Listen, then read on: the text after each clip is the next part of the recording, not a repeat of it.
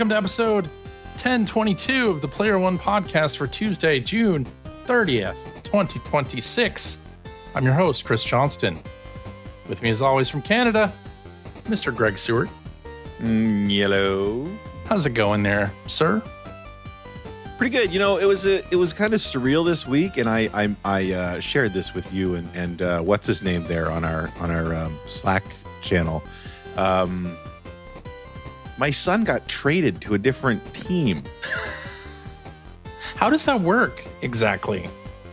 So, I mean, the way it works, we're talking about lacrosse, box lacrosse. And is this like summer sports or something? Yeah. Is this like it's a spring sport for fun league? No, this is the league. So, as far as I know, like this is the step below playing like in the National Lacrosse League, I think, at least in this part of the world. Now, maybe college is sort of in there as well. But anyway, so he's old enough to be in the junior league, and he's in junior A.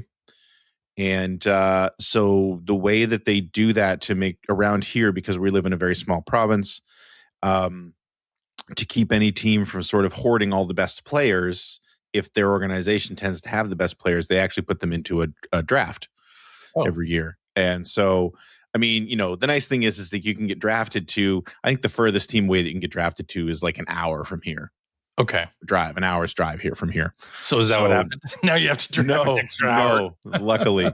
But it's just like surreal because like, I think I mentioned this last week, like, you know, my son, I've talked about this for years. If you've been listening to the show for the last 20 years, you'll know that like my life revolves around mostly my son's sports schedule. Although my youngest is getting really into volleyball now too. But he's never generally played on like the elite level of any of the sports he's in, like the highest level. So this is a new experience for both of us.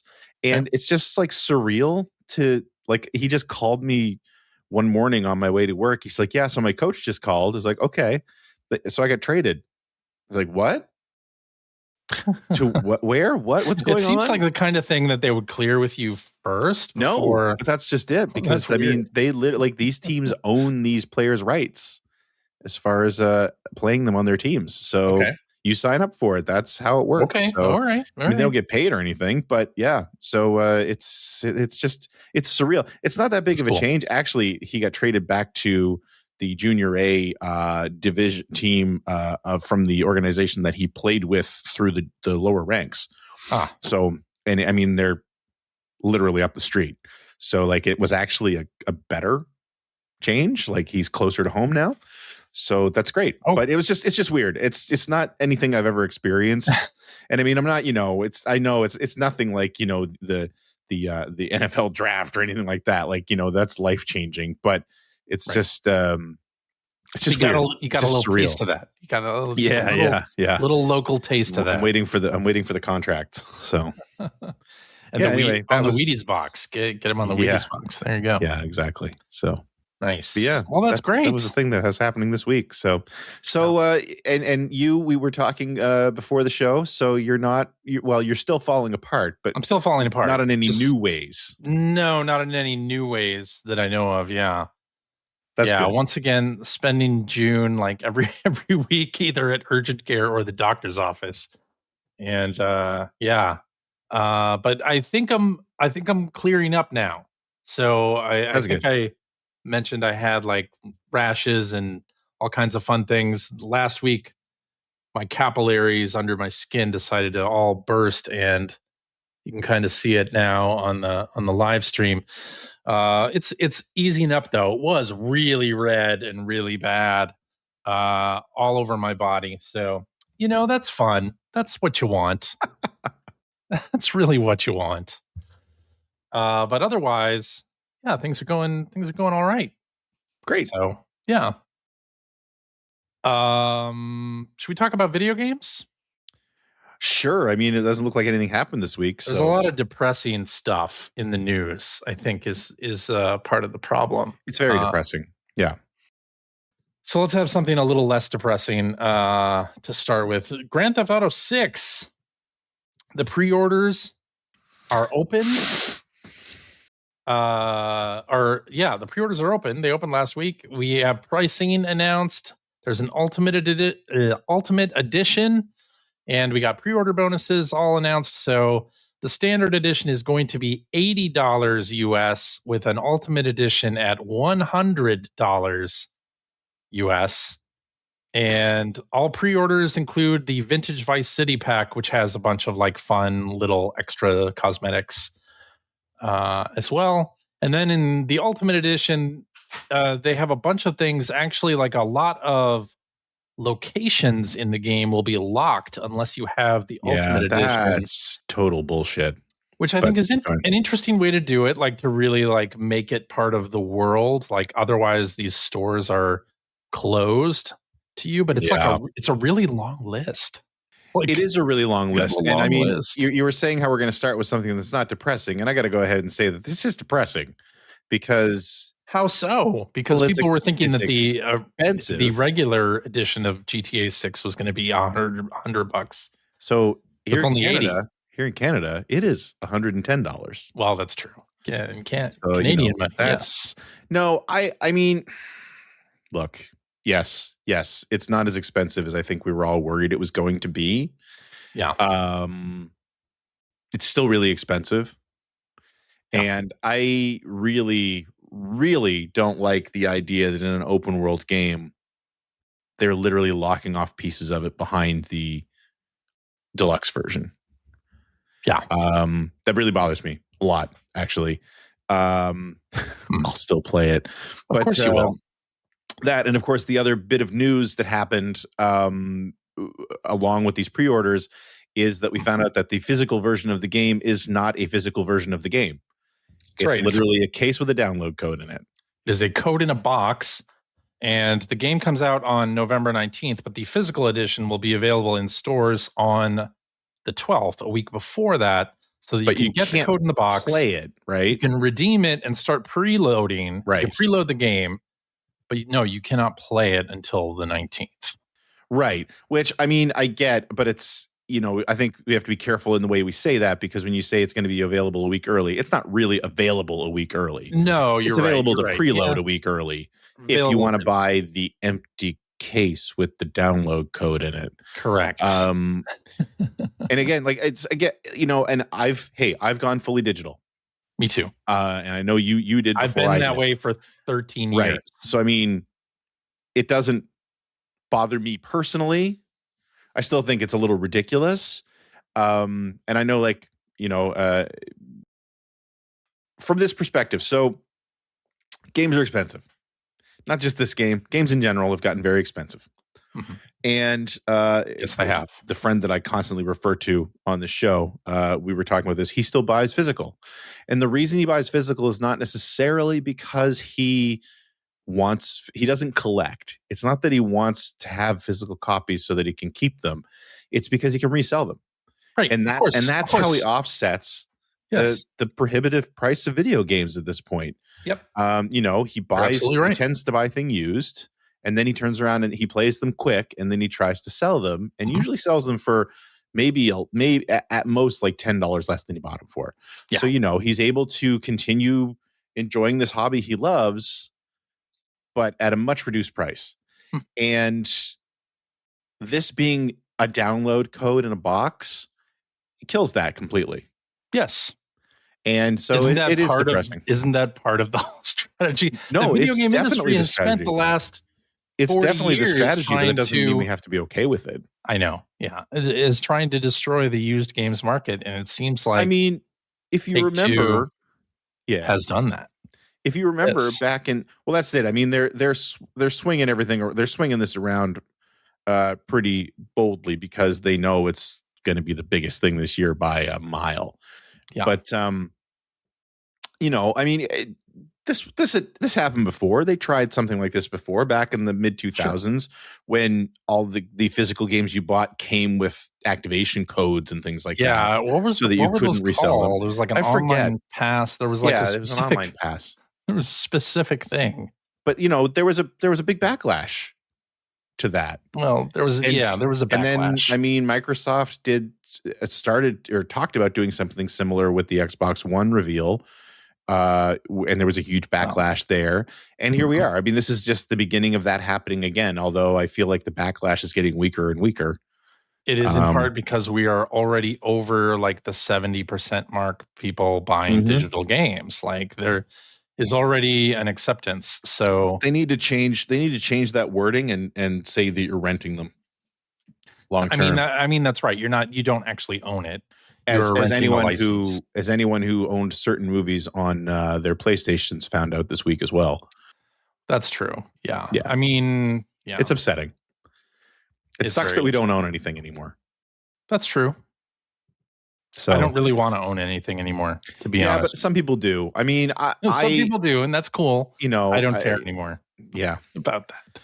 You've accepted it, and that's fine. But hey, outside of all that, hey, Grand Theft Auto 6 is happening. Finally, it looks, what they've shown here. It's going to look great. I'm excited about it. I'm excited to play it. I'm not crazy about the price, but I knew it was going to be expensive. Yeah. I think it's amazing that they have managed to make the most anticipated game of the last decade into a game that now you won't be able to buy used. They have I mean, it's basically huge. Forced people into digital, and they've removed the resale market for it entirely, because like your friend, there were people who would have bought this, played it for a week, and sold it. Sure. So that's no longer going to happen here. And there was a rumor. There's only a piece of that's not going to happen. What do you mean? I mean, there are still people who are going to buy it, play through it, and never touch it again. Well, that's true. Just that now they've got no way to refund any of the money they've spent. Right. Yeah.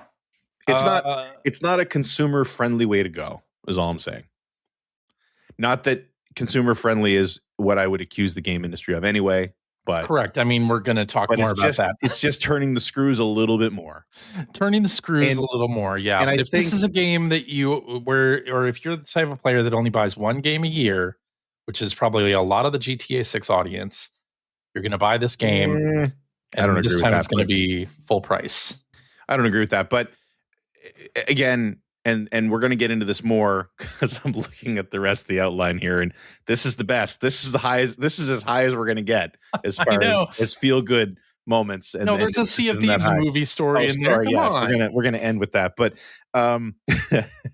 but no, further turning the screws, and I think because of everything that's happening, it feels that much worse.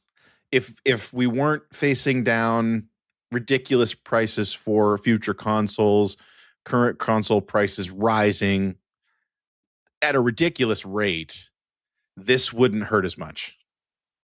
You know what I'm saying? This is that now it feels like a symptom of something that's much bigger and so much more anti-consumer in the video game space. Even though it's just them charging what they think they can get away with, and I totally get it. The anti-consumer thing on the hardware side is just the realities of absolutely. And I'm not that market. Yeah, and I'm not accusing anyone of. Well, I shouldn't say that. I'm not accusing anyone of being unreasonable. But I'm accusing the memory and storage manufacturers for being unreasonable. It's the reality we live in, and I get it. I'm just saying that in this moment, this hurts more. That's all. Because of the reality we live in. I can see that. It doesn't hurt me because I'm all digital anyway, and it wouldn't have mattered. But I can totally see it. Oh God, it doesn't affect me. I don't care. No, it's not that I don't. It's not that I don't care. I feel for people who that was the way that they bought games. Was they bought them and then sold them in order to fund more game purchases. I think that is a very important part of the industry as a whole. Right? Yeah. But it is very clearly going away at a very rapid pace. And this is going to be one of those cornerstone moments, right? I mean, they've been chipping away at it. Like you said, we're at like 70% now. Yeah, maybe even higher than that. This is going to be one of those touchstone moments that's going to push that even further. It's going to be another tipping point. It's going to push it even further over the edge. The other thing this does is that it prevents leaks. So that's the big thing I think they're trying to do. You'd get a big game like this and people would get the physical copy early and begin playing it offline and then like leak everything about it. And this changes that entirely, and everybody will be pressing start at the same time unless somebody cracks the game, and that will probably be a very high pressure situation. There'll be people who are doing nothing but that. Of course. But as soon as the preload is out, people are going to like hit that as much as possible. Those are the practical reasons for the code in a box, like you said, to avoid leaks. Also, they're going to be working on this game right up till the day it comes out. And after. But what hurts more, the screenshot that just went through there was absolutely Miami Vice, and that's fantastic. Yeah. What hurts more, and you've got this listed here, is that there was a rumor going around that eventually there's going to be a physical disc version of this game, to which Rockstar's come out and said, like, no, that was a misunderstanding of a memo. The rumor, which is sort of the Purple Monkey Dishwasher telephone game that I think has happened with this, is that people were saying that the physical version on a disc was coming out in like December. And I think that's wrong. I think you can look at this game as a code in a box kind of thing and say, oh, well, they're going to do that for maybe this edition, but maybe there'll be a Game of the Year edition that will be a disc later. Yeah. Although that could be wrong as well. I mean, it could be that the game just won't fit on a Blu-ray disc. That is also possible. I think that's a thing too. I really do. I feel like, and I was surprised that they didn't come out and say that. Right. Because I feel like that's probably the case. I feel like this would be a multi-disc game. It could be. Yeah, that's true. Which means you're going to have to clear some space in the fridge for this thing. Well, that's a definite. Yeah. I mean, you probably were going to have to anyway, but I'm just saying. And hey, you could just expand the memory in your system if you got the money. Yeah. Well, let's talk about that for a second. Transition. We're transitioning. That was me. I see that. Yeah. I see that. Let's talk about that because, video game console prices are going up. And so Microsoft announced price increases, I think last year, if I remember correctly. And then Sony announced, or maybe at the beginning of this year, Sony announced them, Nintendo announced them. Everybody has been raising their price.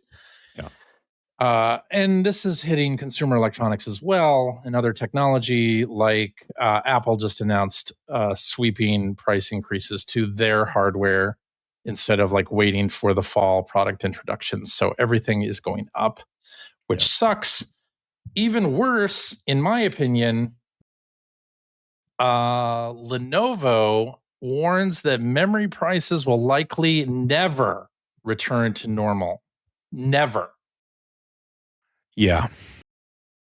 So, and I don't know if you saw the news this past week, but memory manufacturer Micron made some kind of announcement. Their stock went crazy that they're now making an 80%. They're getting like 80% pure profit on top of what it costs to make. That's so gross. Memory because of the demand. Like they were before, it was a 15%.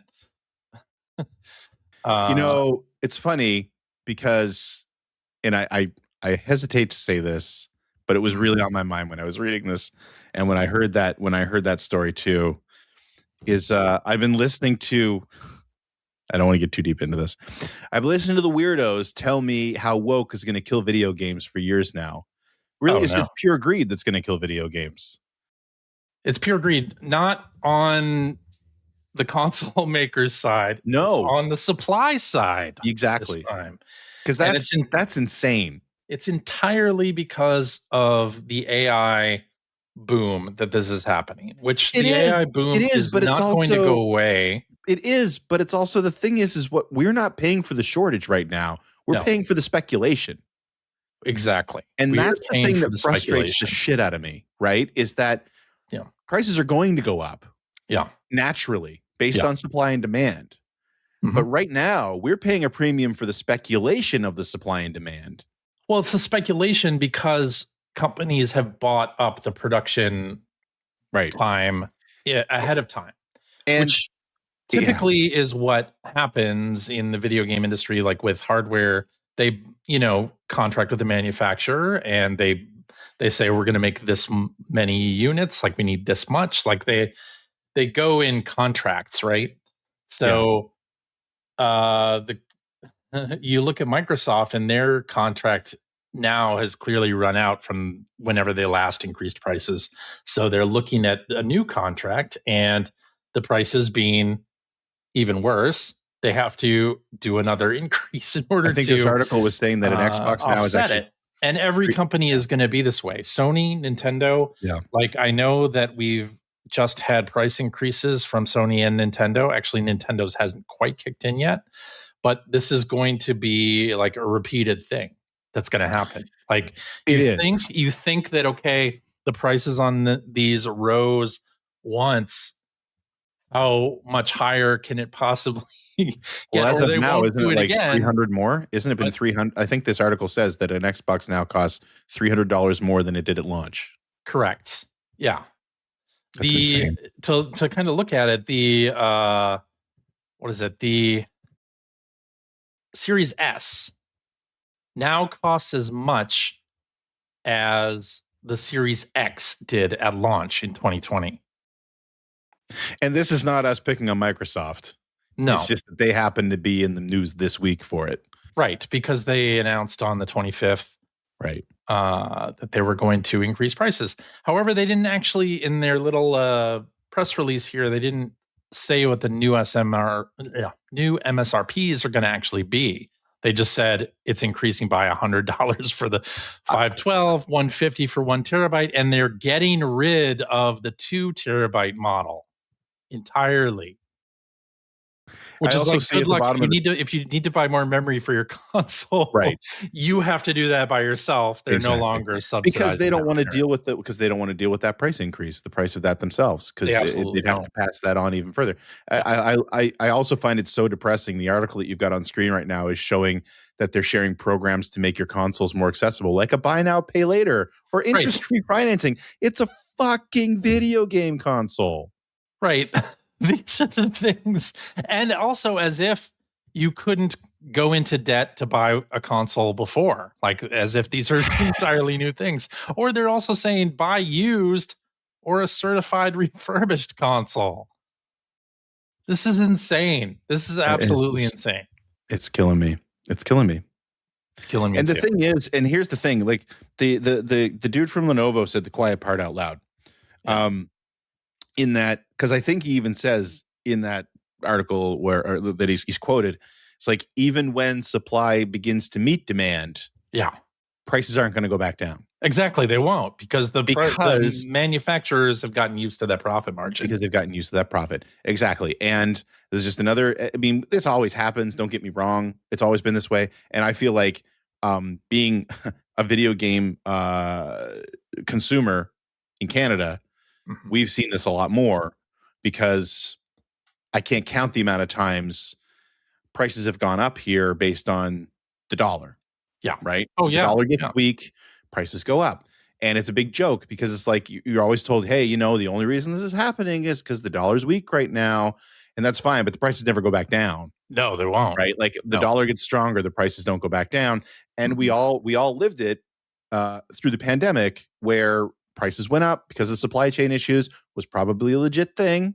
Yeah. In the moment, they've never gone back down to pre-supply chain issue levels ever. And they won't. And they definitely won't. Because everyone's reworked their profit margins to reflect that because it's always a canary in a coal mine. Once they figure out that it seems sustainable, it doesn't change. And that's exactly what's going to happen with memory. And like I said, I'm not trying to be doom and gloom about the game industry, but I really wonder where console gaming goes from here. I really do. Here's what I'm wondering. Because these prices they're not sustainable. They're not.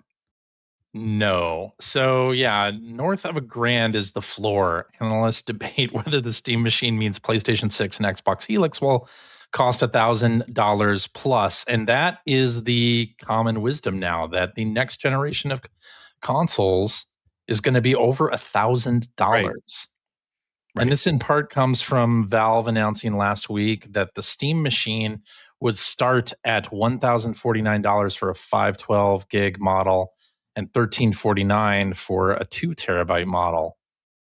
Yep. Which is an insane price. But I want to say a PlayStation 6 and Xbox Project Helix, if it's over $1,000, who's going to buy those? Well, see, and I think it's funny because you've got another article linked here about there might not be enough consoles to meet demand this Christmas, and that's all because of Grand Theft Auto 6. But I think what's going to be interesting is next year, because I know I keep skipping ahead here, but we're talking about how PS5 and Xbox sales are not bottoming out, but they're dropping.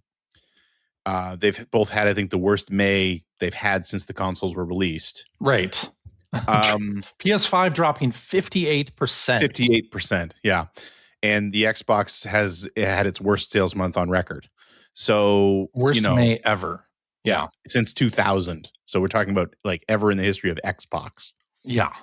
Which is crazy when you consider how much bigger the industry is now than it was 26 years ago. This is true. But I think Grand Theft Auto 6 is going to skew those numbers. Yeah. And it'll be a lower November probably. But it will, in part but because what I'm saying is it's not going to be as bad as it would have otherwise been because of Grand Theft Auto 6. And I think it's going to mask the actual the actual fallout from these price increases, right? Like, I think that you're right. The numbers will be lower, but I think they won't be nearly as low as they would naturally be because of this once in a decade event called Grand Theft Auto. Yeah. Right? Because it's been what, 10? How long has it been since Grand Theft Auto 5? It's been a long time. Like 2013. It's been 13 years. So it's been over 10 years. It's been 13 years. So if you assume that the next one's going to take just as long, or then longer, I think that the almost guaranteed massive success of Grand Theft Auto 6 is going to mask how bad these price increases really are for the health of the industry. In the holiday quarter, yes. In the holiday quarter, yeah. I really think that's what's going to happen. The thing where they may not even have enough consoles to sell this Christmas, right, is crazy. Just like absolutely insane to think about. Like, because of the memory shortages, because of the storage problems, demand is going to outstrip supply during the year-end period. I can see that being true. Although, hey, if sales keep bottoming out, maybe they'll just have a lot of overstock left to take care of the demand during Christmas. I don't know. What I think will end up happening is people will start selling their consoles. Like, there will be the used consoles will be as expensive as the new ones. Exactly. Used consoles will come up to kind of fill that void, probably. So, yeah. I really am curious. I'm really curious to see what the fallout of this is going to be. But I think because of Grand Theft Auto 6, we're not going to see the real fallout until like probably holiday 27. Probably so. If you are Microsoft and Sony, how do you make a compelling case for people to buy any new hardware, the existing generation notwithstanding, but like a next generation machine? How do you? I don't know. How do you do this? I think. I don't know. I think it's you'll remember PlayStation 3, the Ken Kutaragi quote from go get another job. Go get a second job to afford the PS3 because it's just going to be so good. Problem is people are getting second jobs to afford rent and groceries right now. Well, exactly.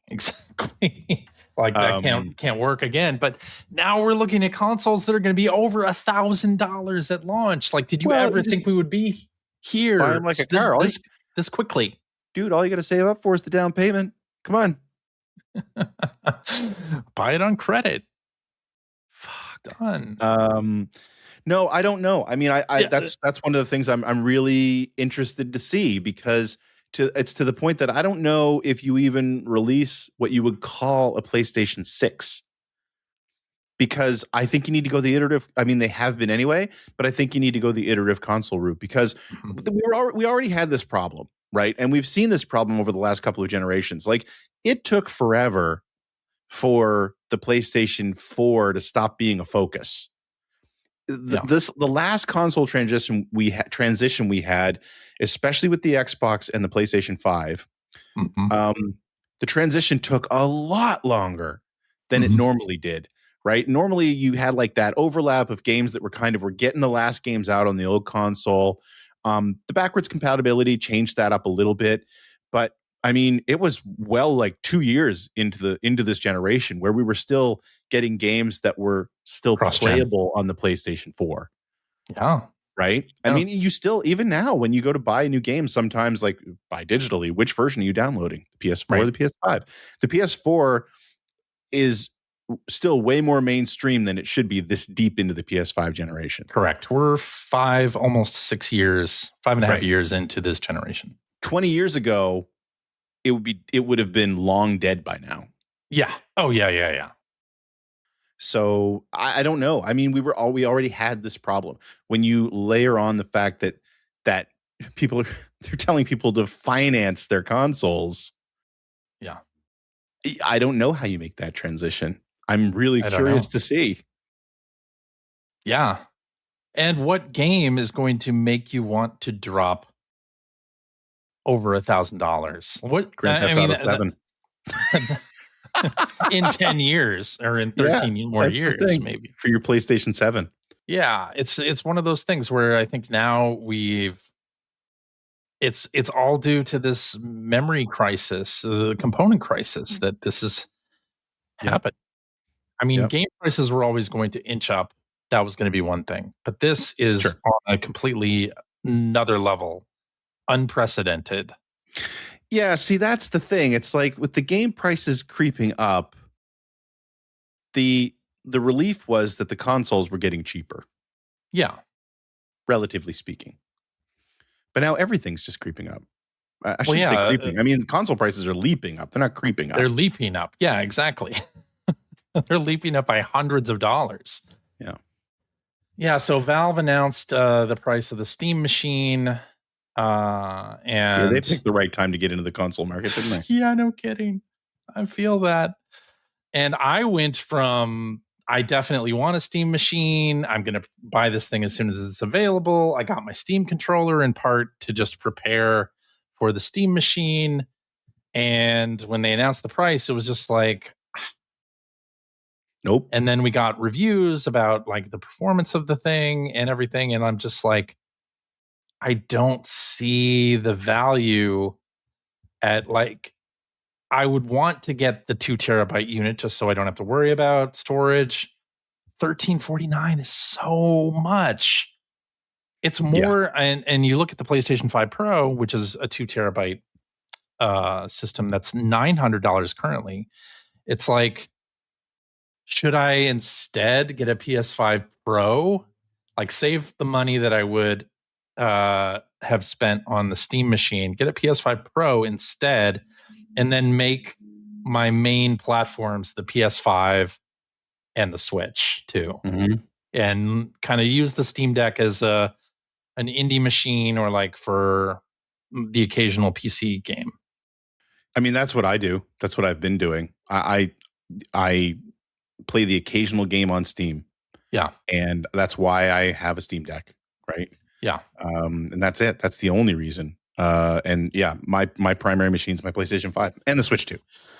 I mean, and not even thinking about buying if I were to buy the PS5 Pro, but what I'm thinking now is maybe I should stick on PS5 standard. That's what I'm doing. And save the money for when PS6 is announced and happens, then which, you know, I don't know how long that's going to be, a year or two. Like, it was expected that 2027 was going to be the year of those new consoles. Now I'm not so sure, but even if they come out in 27, 28, 29, like how much are they going to be, considering that the Lenovo person said that memory prices are never going back to the previous place. I don't know. And you have Micron locking in pricing for the next 5 years with an 80% profit margin. Yeah. What is happening? Right? Like what? Yeah. It's so depressing. It is so depressing. So depressing. God, like oh my God. Video games as a hobby it always has been an expensive hobby. You know this, I know this. Sure. Yeah. It's on another plane of existence now. This is like technology, and not only video game consoles, this is happening with everything, has become like a luxury item. And these are being priced out of item, but they're being priced way out of mass market reach. Yes. Way outside. And that's what I'm saying. I really feel like the fallout we should see here, we're not going to see in 2026 because of Grand Theft Auto 6. Like literally that's it. That game is going to change the market. That game. For 6 months. No, I don't think it'll be 6 months. I think it'll be like 3. Either way. I think it'll be November, December, and January. That game's going to save Christmas. That's it.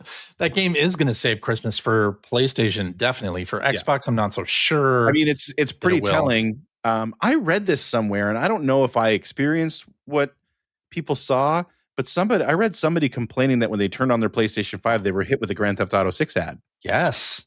But I don't understand what happened exactly.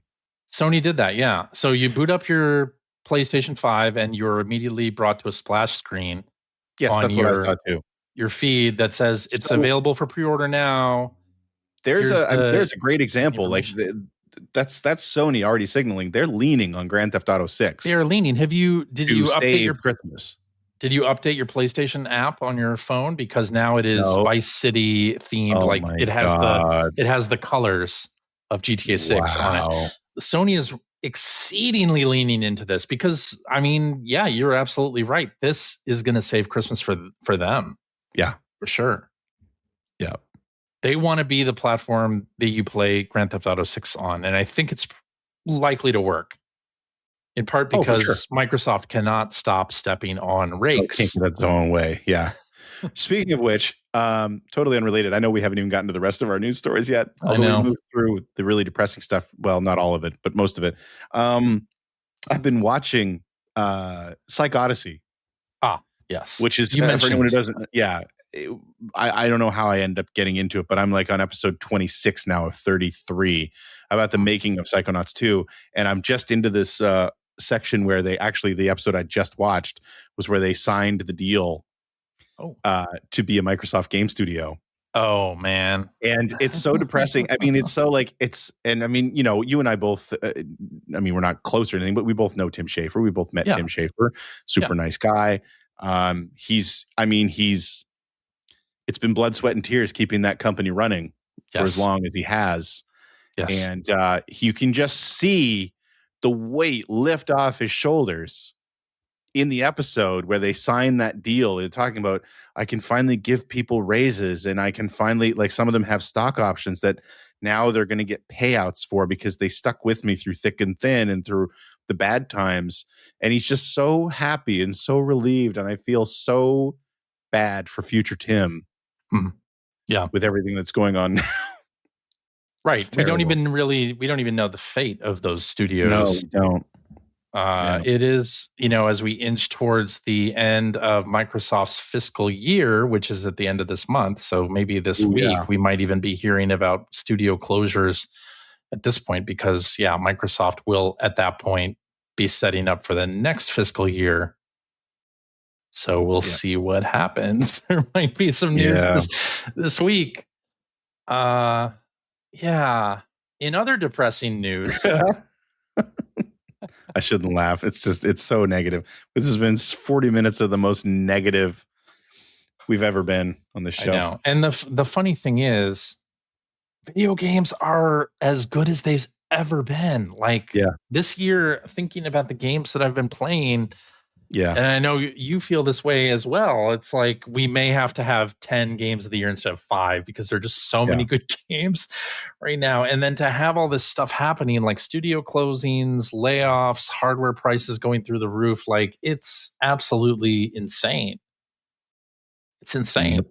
I know over the years we've all kind of asked, like, is this the video game crash? Are we in the middle of a crash? Like, and we won't know until hindsight, right? But all of those times where we asked the question before, we're definitely not it because we're still heading down. We're still heading down into the pit.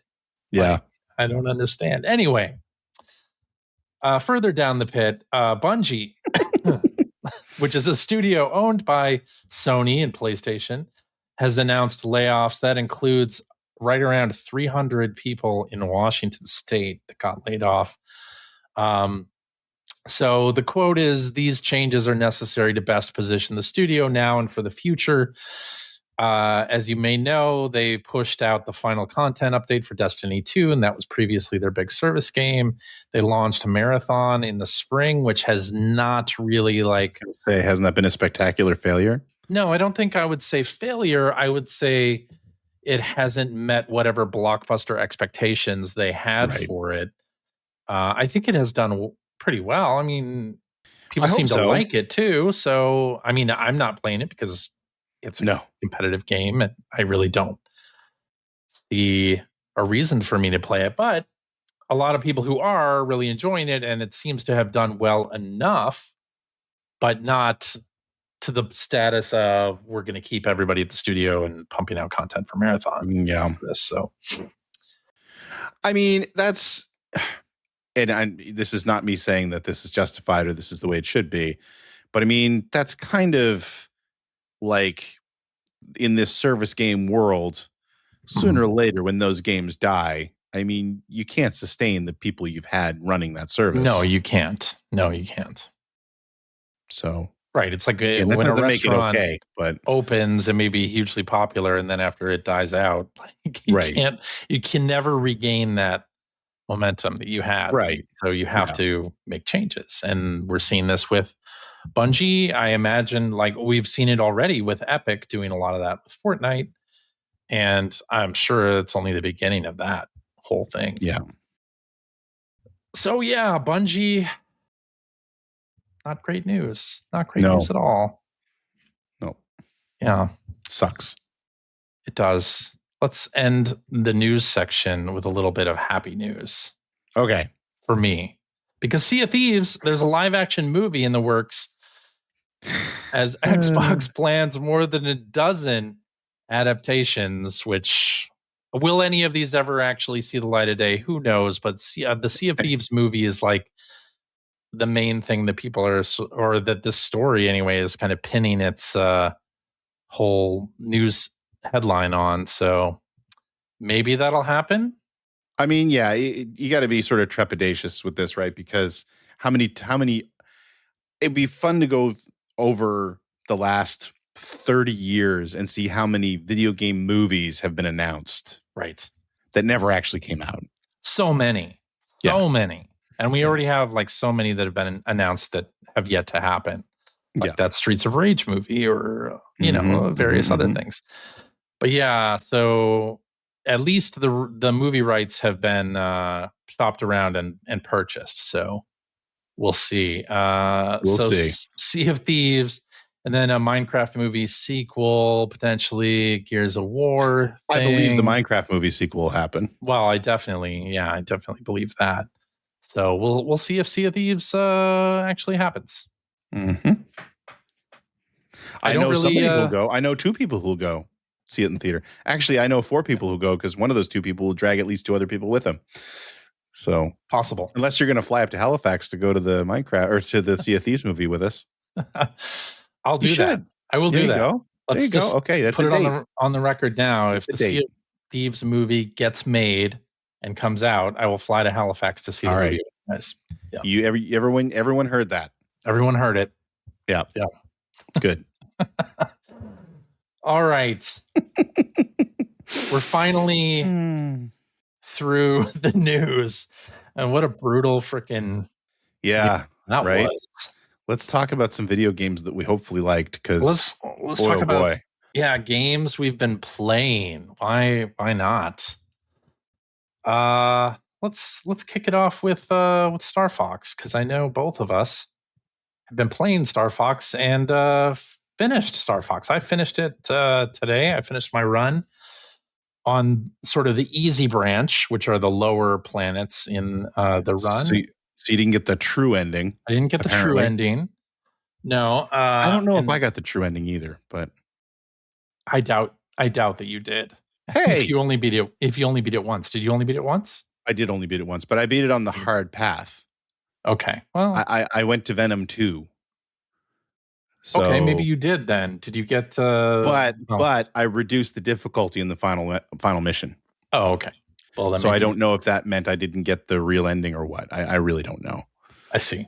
So, well, so yeah, I finished the game on the easy path and then started a new game, a new run, and started on the harder path, which I'd never done in this game, by the way.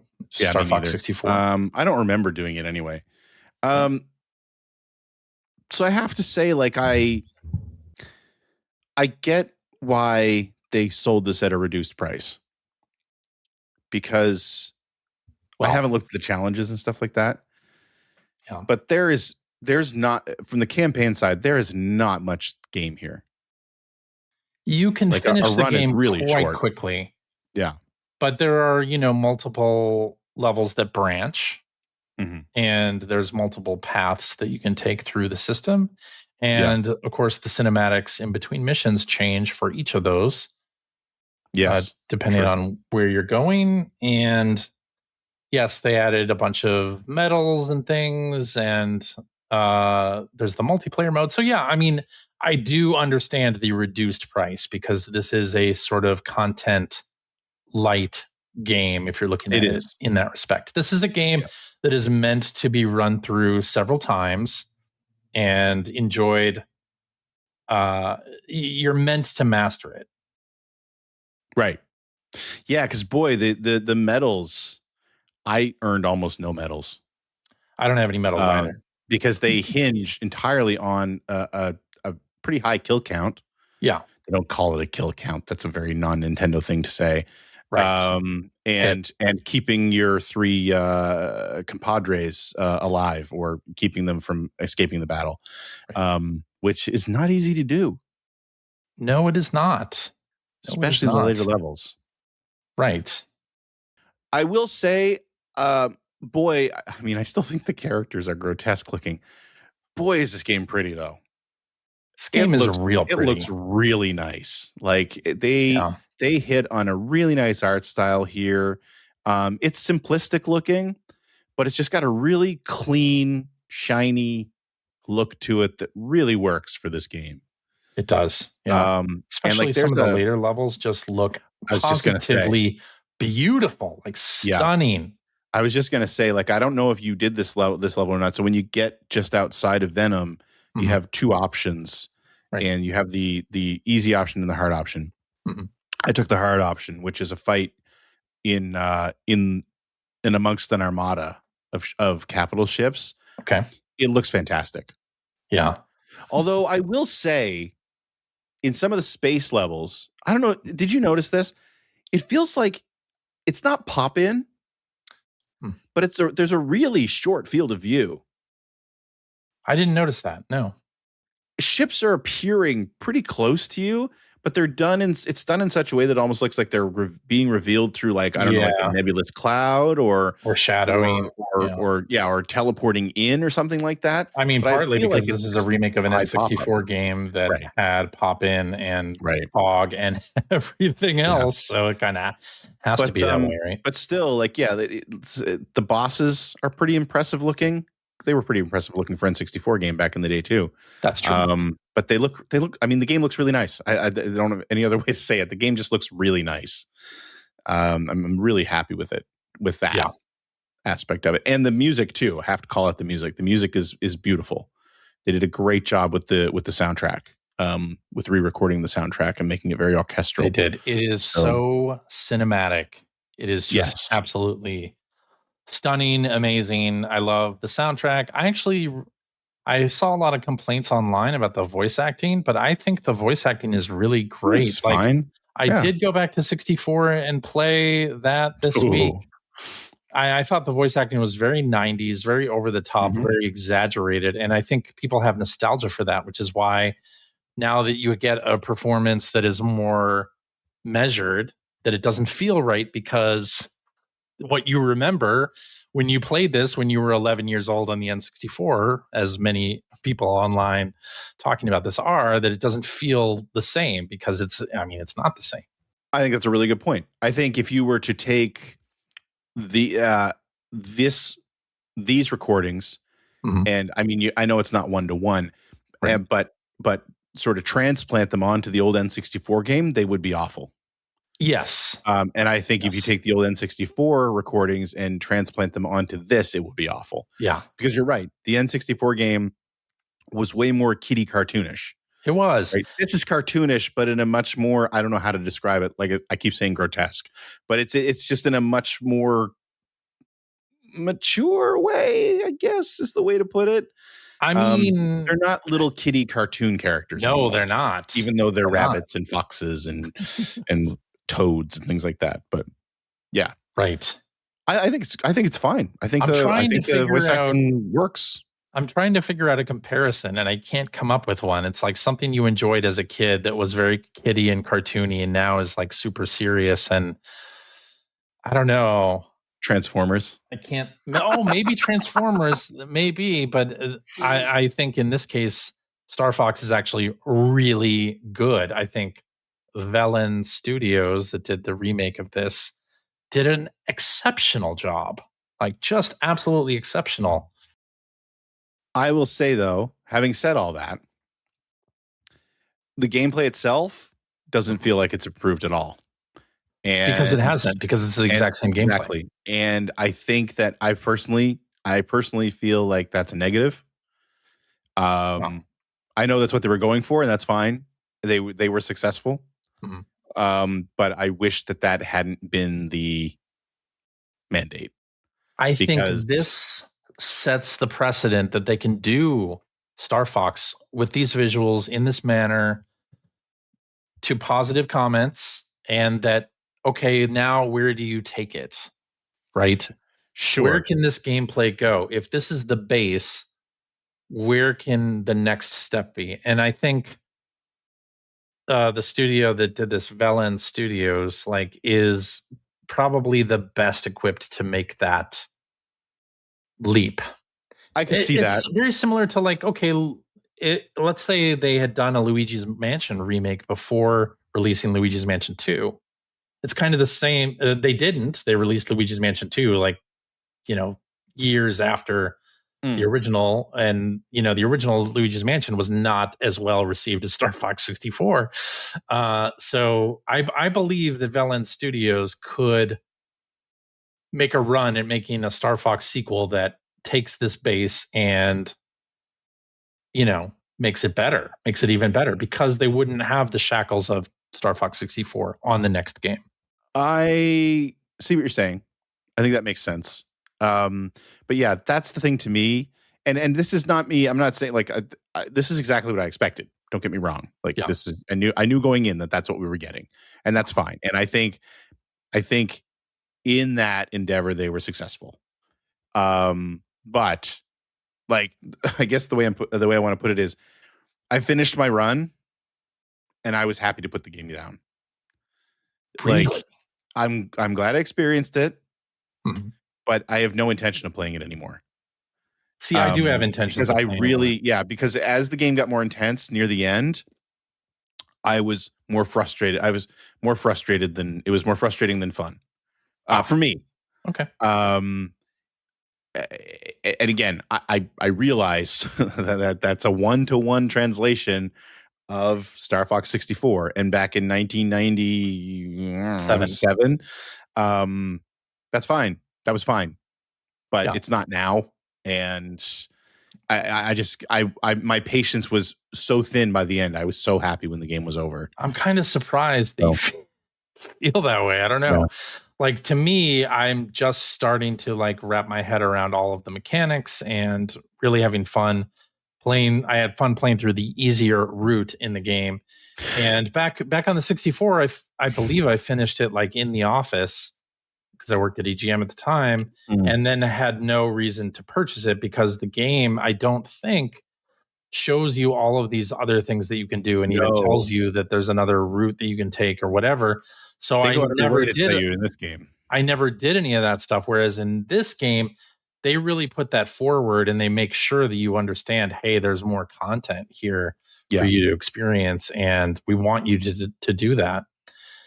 And there were several times where I didn't complete the mission, like and needed to, where I didn't complete, or I got the mission complete, not mission accomplished, which is what opens like the secondary route. Sure. So I went back and like replayed one mission because I wasn't successful in it, to get the option to go 2 different places. And I really like that about this game, that they're like making it known that that's even a thing, and that's like the best way to experience this. And there's an ending cinematic where Fox makes a comment like, I don't think it's really over.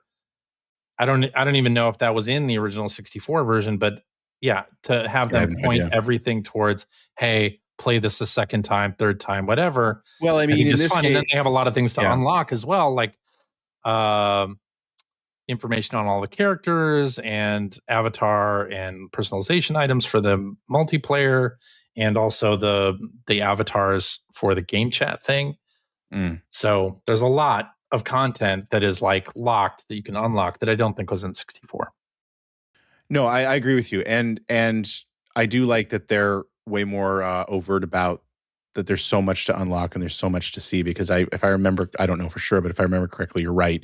I'm like pretty sure. Go out of their way to tell you that there are all these different paths. They show you the map screen.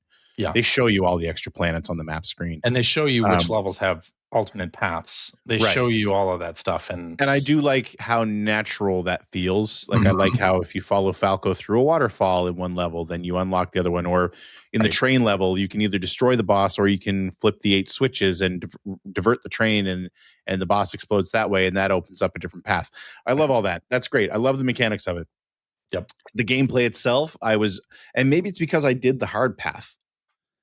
That I was so frustrated by the end. I could see that as being why. That's because I was just so ready to put the damn thing down. Like I was relieved when the credits rolled. Really? Yeah. Wow. Yeah. I don't hate it. I don't hate it. it's not something I'm interested in playing any more of. So it's like, oh great, there's all this other content to unlock. I don't care. I don't want to see it. I don't want to experience unlocking it. Wow. I just don't. It's not like the game is even that long. Like, no, it's not. That's another thing that I love about not having fun with it at the end. That's another thing that I really like about this game, is that none of the levels overstay their welcome. You are fighting the boss fairly quickly, and it's not wave after wave of the exact same enemy. Like, there's a good cadence of content here, and if they do a sequel, I would want them to continue in that same vein where it doesn't overstay its welcome, and it's easy to hop in, play a level, and be done with it within 5 minutes, which I think is fantastic. One thing I might give a shot, and I've never done this with the Switch 2 game, is try the mouse aiming. Yeah. That might fix the problem that I have with the game. Because to me, I think the big issue is that it's a single analog stick game, because it came from a system with a single analog stick. So you can change to a cockpit view without doing the mouse aiming. Yeah. Where? How? I forget what the button is, but you can. Oh, well, maybe I'll go back and try it with that then. Because that was the thing for me, is like, it felt so 1997, being stuck behind the ship, controlling the motion of the ship and the reticle with a single analog stick. that was the thing that was frustrating me, especially in the later boss fights. I just found it was making everything way too difficult. Really? Okay. Yeah. Yeah. In order to do everything the way that you're saying, like flying one direction and shooting in another, that is, I believe, the mouse. Yeah. It's So like that's what I'm saying. Maybe that it's like the fixes it. multiplayer configuration, though, because Right. they're expecting you to play that with the second player. But you that might work could, too in if one of my theory, kids wants to try it. you could, in theory, have you piloting with one mouse and shooting with the other. I believe that is possible. That's what I assumed it would be. But Yeah. anyway, The minus sign is cockpit view. So instead of the plus probably button. the only button I didn't press. Yeah.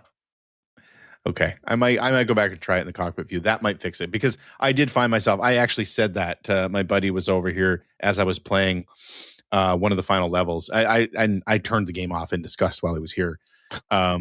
And I remember saying, like, I need a cockpit Do you not view. like fun? I really need a Greg, cockpit. do you not like I wasn't fun? having any. That was the problem. Well, it's your fault for picking the hard route on your first playthrough. Game's supposed to be fun no matter what, bro. Well, I'm having fun with it. That's great. I'm glad you're having fun with it. Yeah. Anyway. Yeah. So that's Star Fox. I also played the Rhythm Heaven Groove demo, which came out last week before Star Fox launched. I don't think I remembered that this demo even existed. Yeah, I downloaded it. It has 5 stages. I believe the first 5 stages from Rhythm Heaven Groove that comes out on July 2nd. And 1 multiplayer level that you can play with a friend. So, of course, the night that this came out, I downloaded it, played through all 5 stages, and gold medaled all of the stages. I'm very excited about Rhythm Heaven in general. I think it's just a really fun series. I love the art style of everything. I love the wackiness of the music and the animations and everything. It speaks to me. Mm-hmm. And I also figured that my daughter would love it because she likes this type of score chase game, and she's really into music and such. So I showed her the overview trailer, and once she saw the overview trailer, she was like, yes, okay, let's try this. So we played the single multiplayer game that's available in the demo, which is plucking whiskers off of an onion that has a face. Okay. So, and we both did very well in that. And then I was like, oh, okay, do you want to try the rest of the demo? And she was like, yes, I do. And she loaded up my save, which had all the levels unlocked, and went directly to the remix level, which in Rhythm Heaven, if you know, that means that it's like the remix level is usually at the end of a series of stages, and it combines things from all of those previous stages into one challenge. And I was like, oh no, like do not do the remix because you need to learn the previous things before you get there. So she backed out, and we went to the first challenge, and she really wasn't doing that well until she like stopped looking at the screen and just following the rhythm of things and pressing the button. And she got very like nervous about the timing on everything. And she didn't end up getting golds on any of the levels, but really had fun, even though it was causing her a lot of anxiety. And her palms were so sweaty as well. That's awesome. And she's like, okay, like as soon as she was done with the remix, she's like, I am done with this. And like got up and like went upstairs to her room. Then I got a text message about 2 minutes later. Can you download the demo for me? I was like, no problem. That's awesome. I knew this would be something she would be into, and she was. It comes out this week. It comes out this week, which is fantastic. She's going to end up with a copy, and we'll play some multiplayer Rhythm Heaven Groove, which I'm very excited about. Nice. Yeah. I've also been playing Picross. Which Picross? Because there's a lot of Picross. I'm playing the Sega Master System and Genesis Picross. So this is the one that I am the closest in finishing.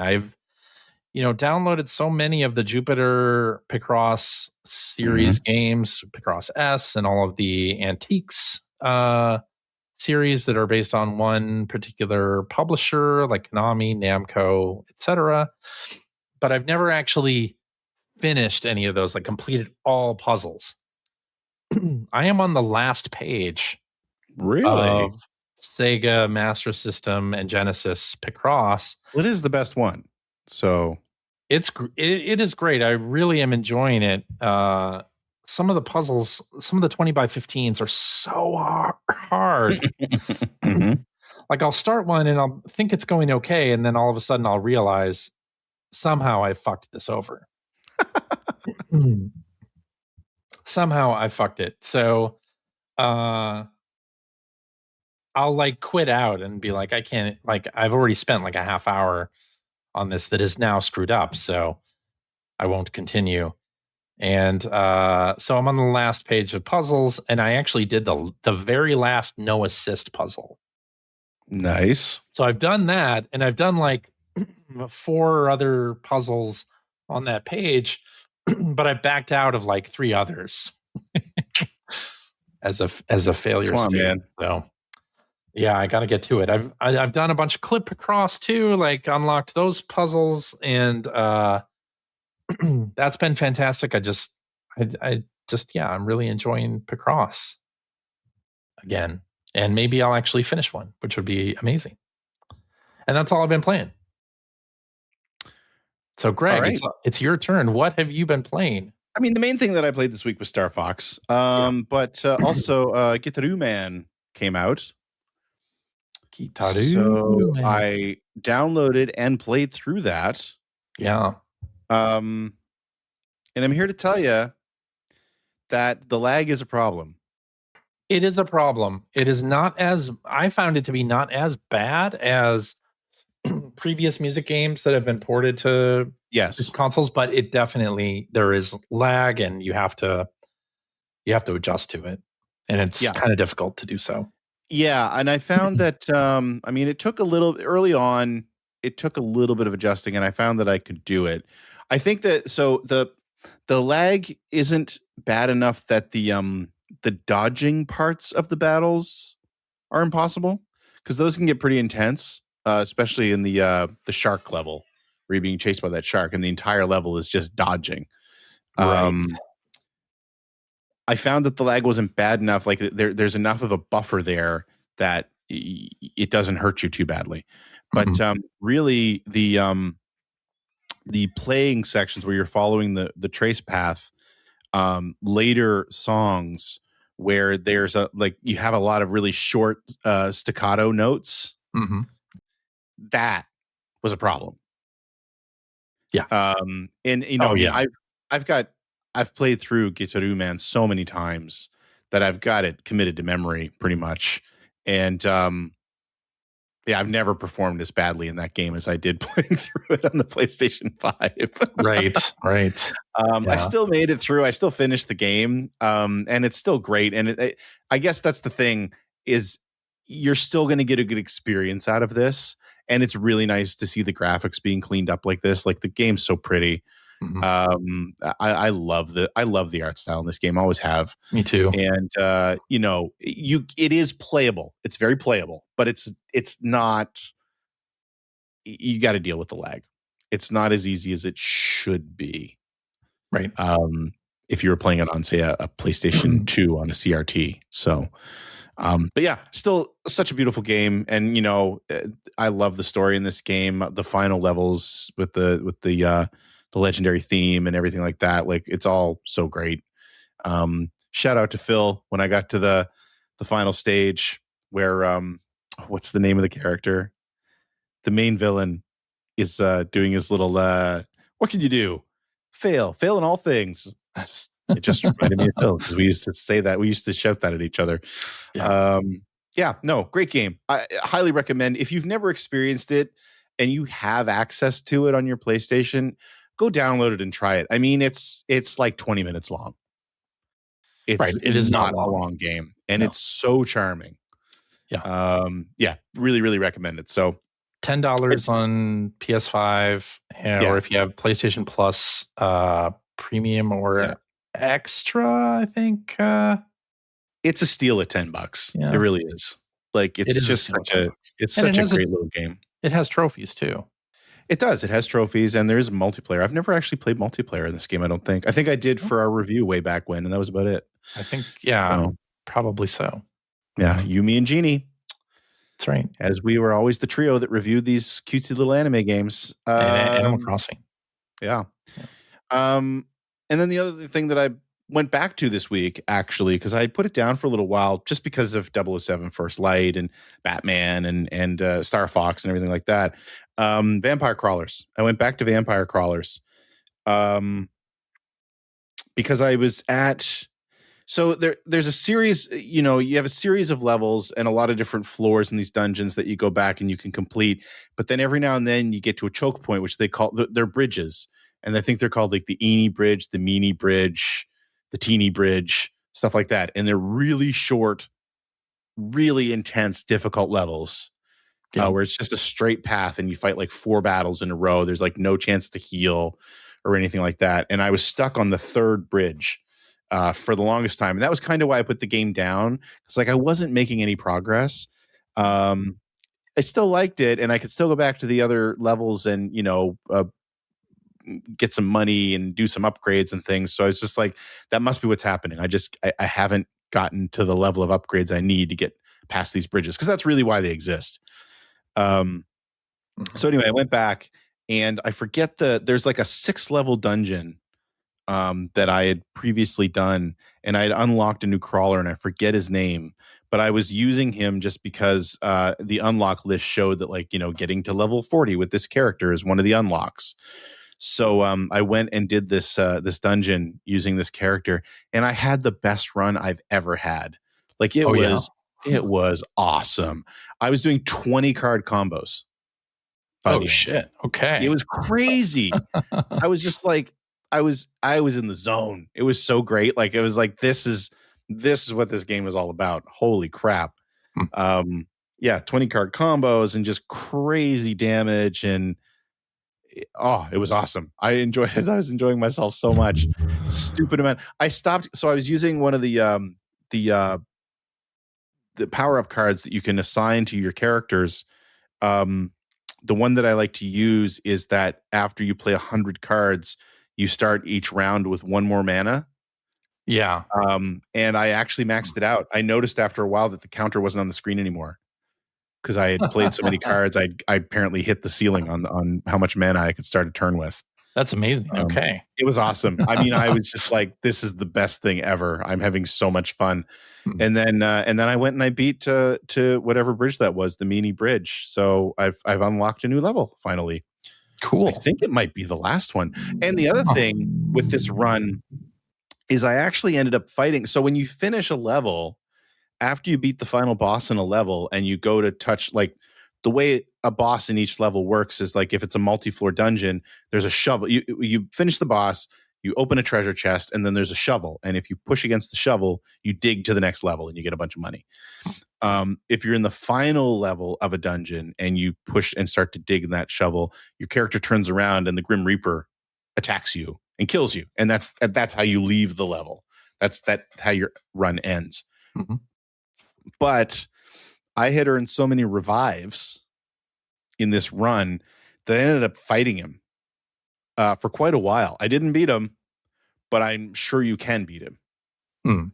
I have heard you can. Yeah. And I think that was true of Vampire Survivors as well, because after a while, that's how the levels ended in Vampire Survivors. But you could get to the point where you're so overpowered that you could kill the Grim Reaper. So I'm assuming, that's the case as well. And I was so excited because I really thought I was going to get him. But it was like I would have a round and then he'd kill me. And then I'd revive, and I would have a round and he'd kill me. And then I'd revive.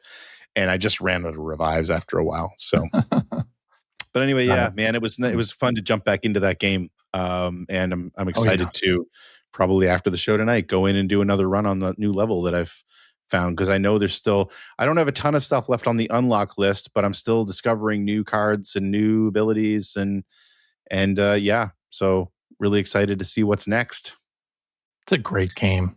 It really is. It's so really good. fun. Yeah. It's so good. And that's it. That's what I was playing this week. Alrighty. I guess that means it's time to move to bluer skies. Blue skies. That's all I'm singing. Keep going. What? Okay. That's right. Let's do this one from Hacker Interest of time. Alias Pizza, who says, what is on your wish list for this next batch of next-gen consoles, if there even is such a thing as a generation anymore? Lower prices. I can tell you one thing right now, that is not going to happen. I know. Actually, I don't know. Well, we'll answer this question, then I have a pivot. Okay. Or a tangent. I'm excited. Yeah. What do you want out of the next gen consoles? Better performance, 60 frames per second, 120 frames per second? I mean, sure. Like the leaps are so small now. Yeah. It's a bit of diminishing returns, unless you're like a real. I don't really think in those terms now, because I don't know what I want that's going to be better.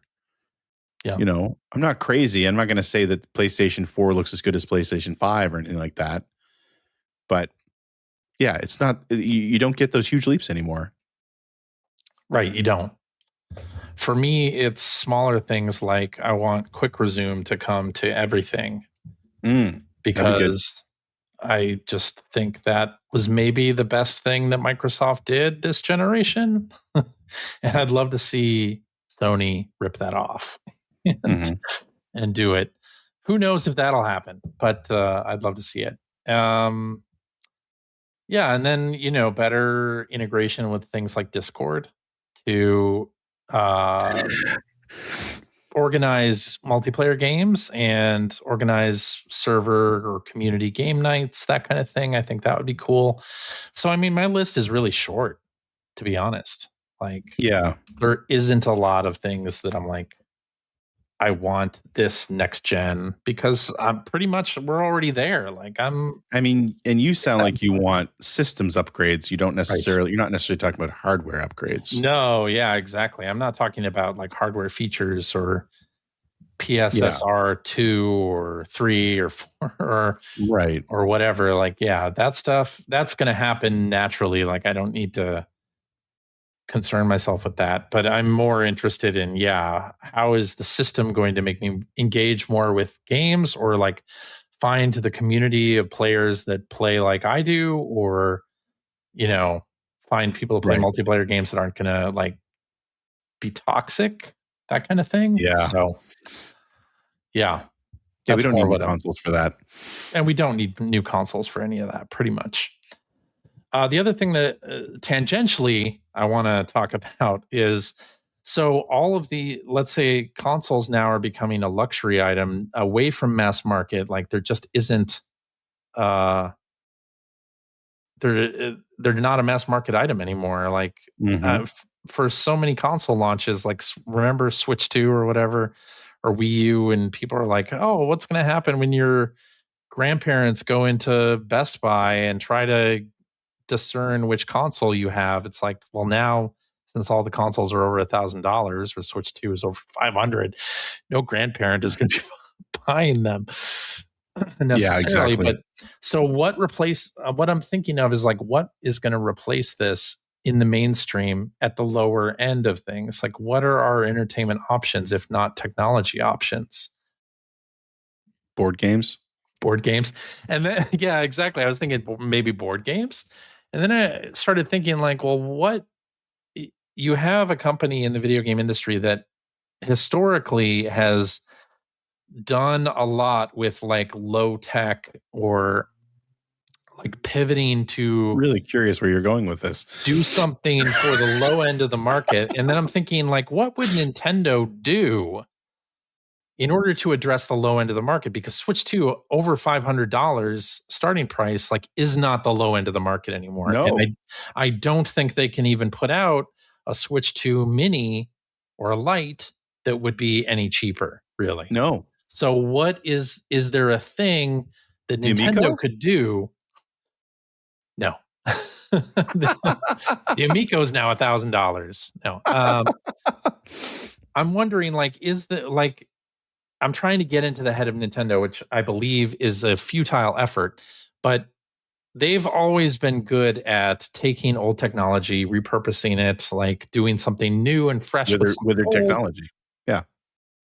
Within technology, or they're a toy company, right? Nintendo is like a toy company that just so happens to make video games. But like, what kind of thing, if they are no longer going to get record-setting hardware sales because of the prices, like what can they do what weird Nintendo thing is going to happen in the next few years that we won't be expecting that they'll make a lot of money off of? I'm just throwing it out there into the ether. Like, Nintendo is resilient oftentimes when things look bad for them or when the industry looks bad. Like, so what could that thing be? And I was thinking, like, well, what if they brought back Game & Watch? Like, let's have a lot of components that the AI industry is not going to. I mean, want. Like, I don't think that's going to be the play, but you do make an interesting point. Focusing on what does the AI industry not need? Right. What do they not need? And what entertainment product can we make that fills that void? Because people are still going to want entertainment. They're just going to not want to pay $1,000 for a new console. So what is that thing? And I'm sure Nintendo is trying to think it up now, deep in their R&D labs in Kyoto. But this got me thinking, because there's an episode of Chris Plant's podcast, Post Games, where he had on Jeremy Parrish, and they talked about weird Nintendo for like an hour and a half. And that got me thinking, like, yeah, what is weird Nintendo going to do with this current market condition? It's an interesting thought. I don't know what that answer is. I don't know. But I'm very curious. Yeah. Because Microsoft and Sony ain't going to make Game & Watch or a similar low-cost product that isn't in their core business. But Nintendo could do that. Yeah, I don't know, though. I feel like... Or will they just lean on Mario merchandise, and that'll be how they get through this? Like that might be the more reasonable prediction. But I don't know. You're right. If anyone's going to do something weird, out of the three of them, it's definitely Nintendo. But I don't. I at the end of the day, I don't know that you're going to get away from video games, and the most basic components that they're going to need to do whatever they're going to do are still going to be expensive. Memory and storage, yeah, right. So I don't know. Yeah. Yes, indeed. By the way, I was looking up some costs here. I purchased a Switch 2 1 terabyte card earlier this year because when it became clear that it was never going to get cheaper, so I purchased it from Amazon for $211. You want to know what it is now? $350. $350. You nailed it. That was right? Yeah. Isn't that ridiculous? That's so ridiculous. And then, so on the PlayStation 5, I upgraded. I bought a 2 terabyte SSD, like 2 years into the PlayStation 5, and I paid $208. You want to know how much that same or not? They don't make the same drive, but the equivalent drive is $400. $478. Oh my God. That's insane. I was like, what? What is happening? What is happening? That's insane. Anyway, let's do this last one from listener Dennis, who says, any chance of bringing back the baby cast? I don't remember the baby cast. What was the baby cast? We were just talking about our kids having here's the problem. Babies. Our kids aren't babies anymore. I know. They're not babies anymore, and I'm not having any more babies. Her second year of university. I'm not having any more babies. As you will know if you listen to this podcast, I have had a vasectomy. And I have not, but the prospects are still pretty low. So, yeah. And they have been for a while. But no, I'm not having any more kids. No. So, I mean, if we stick around long enough, there might be the grandbaby cast. right. But that's hopefully pretty far into the future. So, right. So, Dennis, I wonder why you're asking this question. Are you maybe becoming a dad yourself or something like that? And if so, congratulations. And if so, congrats. But I do not believe there will be a return of the baby cast anytime soon.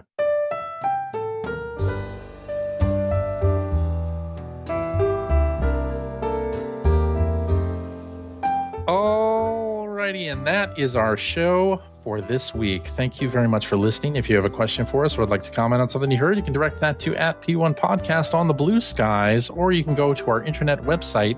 It's new, playeronepodcast.com. There you will find bonus content like the after shows that we have put out. You'll find other bonus blogs and things. You'll find Generation 16 episodes, or at least a link to the YouTube channel.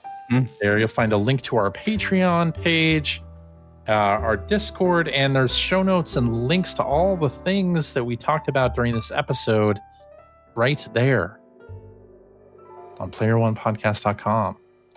And if you go to our Discord, you can discuss this episode with us and our other listeners. If you would like to subscribe to the Player One Podcast, you can do so by visiting playeronepodcast.com or by loading up your favorite podcast listening app. We're also on Spotify. You can like us on Facebook. You can watch video archives of our show on youtube.com/B1podcast with chapters. Yeah. Or you can watch us. I'm running an experiment now. I'm going to do chapters for the audio version and the video version. So, yeah, stay tuned for that. So load up on either your podcast client or YouTube, and there should be some nice chapters so that you can skip around and find whatever we're talking about. And hey, if you want to catch us live, you can do so most weeks on YouTube, Facebook, and Twitch. Just follow our Blue Sky account to find out when we're doing our next live show, typically every Sunday night at 9 p.m. Eastern. Don't say that. Why? 6 p.m. Pacific. Come on. There's more of us than there are of you. True. And if you like what you heard, and how could you can head over to patreon.com/P1 Podcast. Throw a few shekels our way. It helps us keep the lights on, do all the stuff we love to do. And hey, video games are getting expensive. So, any help we can get. We're going to be talking about PlayStation 5 and Switch 2 for the next 20 years otherwise. Pretty much. And if you're a subscriber of the $5 tier, cheap, you gain special access to a weekly bonus episode. We record it live after this, where we play games, crack wise, do all the things we can't do on the regular show. CJ. Yeah. I know it's your turn to do an after show. Yes. But in actuality, we have a listener submitted Jeopardy quiz. So yay. We haven't had one of those in a while. Yeah. So we'll be doing that. All right. Well, please tune in for that.